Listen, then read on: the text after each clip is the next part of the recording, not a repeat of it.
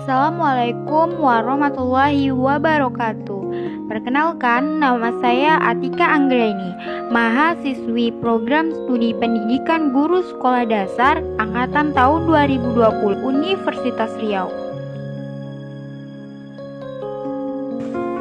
Baik teman-teman, kali ini kita akan membahas mengenai sejarah perkembangan kurikulum di Indonesia. Sebelumnya udah ada yang tahu belum nih apa itu kurikulum? Ya, kurikulum adalah seperangkat rencana dan pengaturan mengenai tujuan, isi dan bahan pelajaran serta cara yang digunakan sebagai pedoman penyelenggaraan kegiatan pembelajaran untuk mencapai tujuan pendidikan tertentu. Ternyata selama ini Indonesia telah berganti kurikulum sebanyak 10 kali loh, terhitung sejak Indonesia merdeka, yaitu pada tahun 1947, 1952, 1964,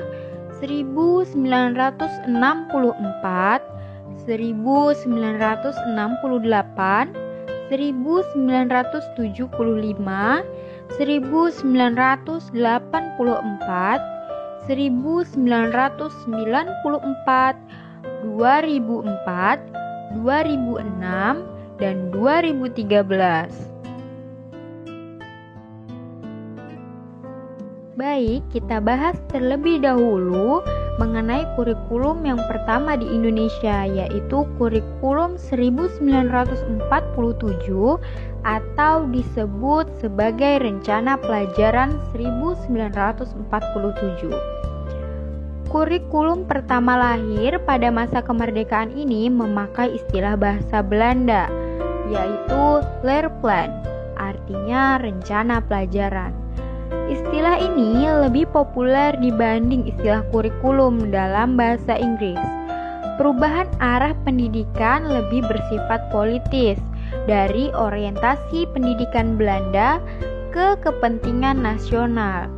Sedangkan asas pendidikan ditetapkan Pancasila. Kurikulum ini sebutan Rencana Pelajaran 1947 dan baru dilaksanakan pada 1950. Karena masih dalam suasana perjuangan, pendidikan lebih menekankan pada pembentukan karakter manusia Indonesia merdeka, berdaulat, dan sejajar dengan bangsa lain di muka bumi ini.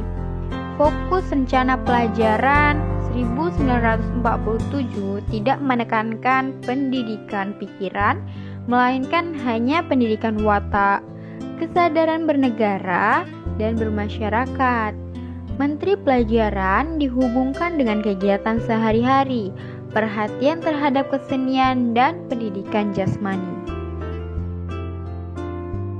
Lanjut nih yang kedua, yaitu kurikulum 1952 atau Rencana Pelajaran Terurai 1952. Kurikulum ini merupakan penyempurnaan kurikulum sebelumnya, merinci setiap mata pelajaran sehingga dinamakan Rencana Pelajaran Terurai 1952.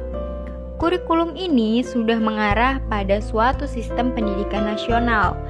Paling menonjol sekaligus ciri dari kurikulum 1952 ini yaitu setiap pelajaran dihubungkan dengan kehidupan sehari-hari.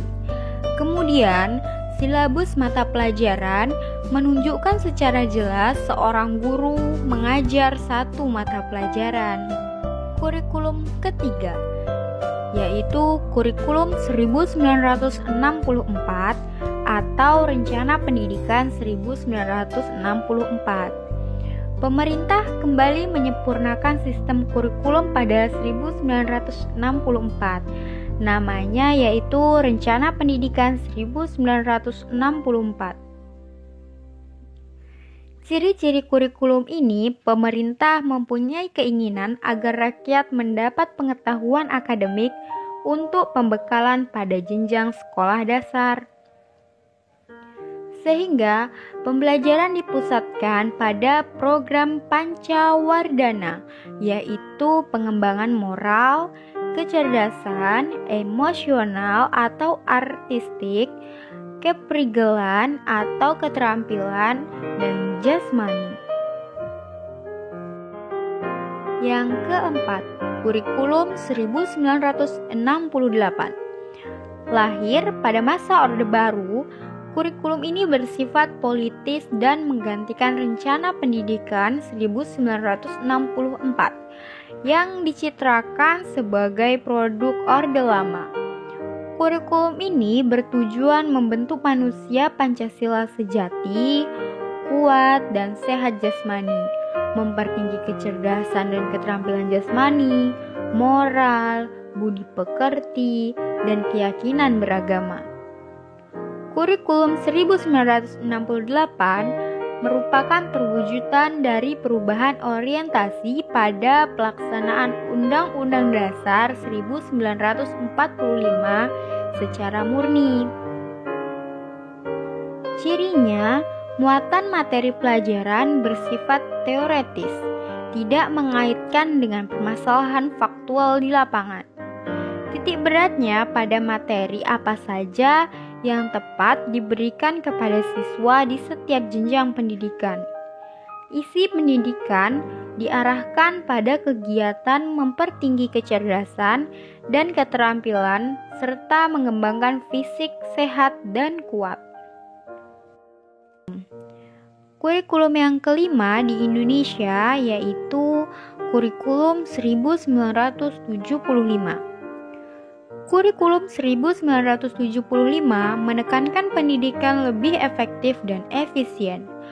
Menurut Mujito, Direktur Pembinaan Taman Kanak-kanak dan Sekolah Dasar Departemen Pendidikan Nasional kala itu, kurikulum ini lahir karena pengaruh konsep di bidang manajemen MBO atau Management by Objective.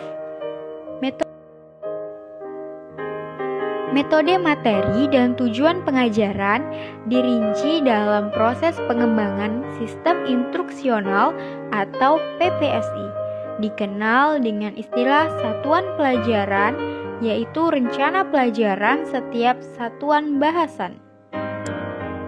Kurikulum yang keenam yaitu Kurikulum 1984.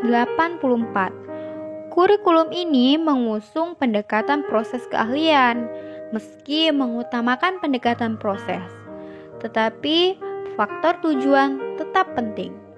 Kurikulum ini juga sering disebut Kurikulum 1975 disempurnakan. Posisi siswa ditempatkan sebagai subjek belajar, dari mengamati sesuatu, mengelompokkan, mendiskusikan, hingga melaporkan.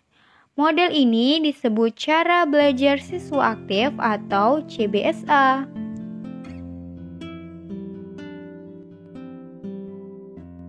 Kurikulum yang ketujuh yaitu Kurikulum 1994 dan Suplemen Kurikulum 1999. Kurikulum 1994 merupakan hasil upaya memadukan kurikulum-kurikulum sebelumnya, terutama kurikulum 1975 dan 1984.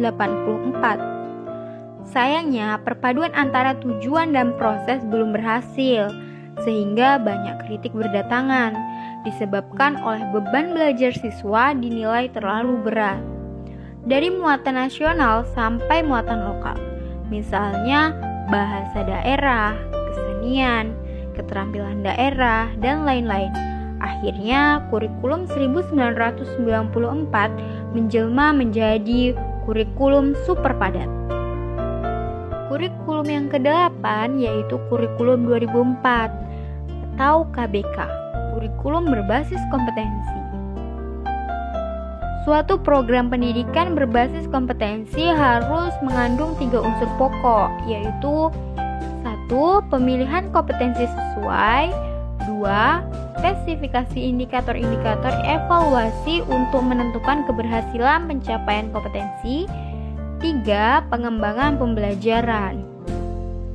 Kemudian, KBK memiliki ciri-ciri, yaitu 1. menekankan pada ketercapaian kompetensi siswa baik secara individual maupun klasikal. 2. Berorientasi pada hasil belajar dan keberagaman. Pendekatan belajar menggunakan pendekatan dan metode bervariasi. Sumber belajar bukan hanya guru, tetapi juga sumber belajar lainnya yang memenuhi unsur edukatif. Kurikulum yang ke-9 yaitu kurikulum 2006, KTSP yaitu kurikulum tingkat satuan pendidikan. Kurikulum ini pada dasarnya sama dengan kurikulum 2004. Perbedaan menonjol terletak pada kewenangan dan penyusunannya, yaitu mengacu pada jiwa dari desentralisasi sistem pendidikan. Pada kurikulum 2006, pemerintah pusat menetapkan standar kompetensi dan kompetensi dasar. Guru dituntut mampu mengembangkan sendiri silabus dan penilaian sesuai kondisi sekolah dan daerahnya. Hasil pengembangan dari semua mata pelajaran dihimpun menjadi sebuah perangkat yang dinamakan kurikulum tingkat satuan pendidikan atau KTSP. Dan yang terakhir, yaitu kurikulum yang nomor 10 adalah kurikulum 2013.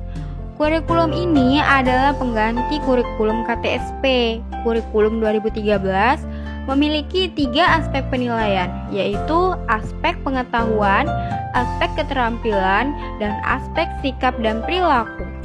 Di dalam kurikulum 2013, terutama di dalam materi pembelajaran, terdapat materi yang dirampingkan dan materi yang ditambahkan.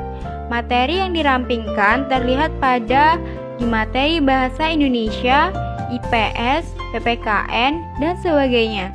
Baiklah, itu tadi 10 pergantian kurikulum di Indonesia sejak awal kemerdekaan. Terima kasih sudah menonton dan sampai jumpa di lain waktu.